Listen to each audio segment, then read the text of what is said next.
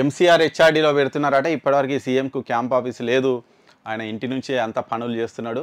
ఆ ఉన్న పాత క్యాంప్ ఆఫీస్ ఏమో అక్కడ అది ప్రగతి భవన్, ప్రజాభవన్ అయింది. కొంత బట్టి విక్రమార్క గారు ఉంటున్నారు. ఇంకా కొంత వేరే పనులకు యూజ్ చేసుకుంటున్నారు. మొత్తానికి ఆ ప్రజాభవన్ పని పాపం కేసీఆర్ ఎంత ఇష్టపడి కట్టించుకునే అది.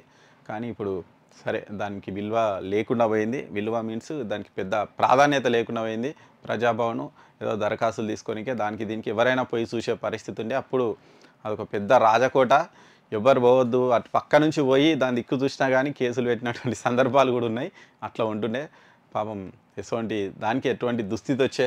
సరే, ఇక ఎంసీఆర్ హెచ్ఆర్డీలో సీఎం క్యాంప్ ఆఫీస్ అట. తక్కువ నిర్మాణ వ్యయంతో పూర్తి చేసేలా ప్లాను, మంత్రులతో రివ్యూలకు అనుగుణంగా నిర్మిస్తారట. శరవేగంగా పనులు అవుతున్నాయట. 4 నెలల్లో మరి సీఎం రేవంత్ రెడ్డి గారు కొత్త క్యాంప్ ఆఫీస్కి వెళ్ళే అవకాశం అయితే ఉంది. మొత్తం 6000 చదరపు అడుగుల విస్తీర్ణంలో G+1లో కొత్తగా కడుతురట.